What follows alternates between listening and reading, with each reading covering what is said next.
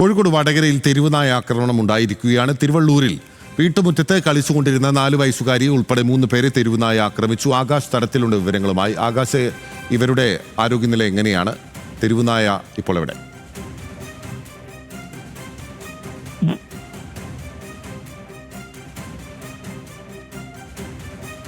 വിദ്യാർത്ഥിക്ക് നേരെ തെരുവുനായ ഓടി അടുക്കുകയും ആക്രമിക്കുകയും ചെയ്തത്.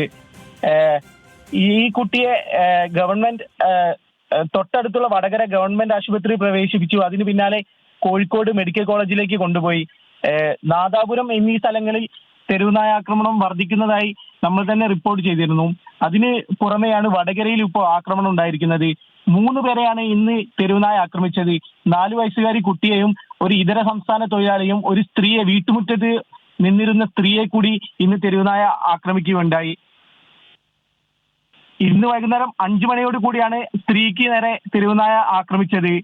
ആക്രമണത്തിൽ പരിക്കേറ്റ എല്ലാവരെയും ഗവൺമെന്റ് ആശുപത്രിയിലേക്ക് പ്രവേശിപ്പിച്ചിട്ടുണ്ട്. ഓക്കെ, ശരി, വ്യക്തമാണ്. ആകാശ് തടത്തിലാണ് വിവരങ്ങൾ നൽകിയത്.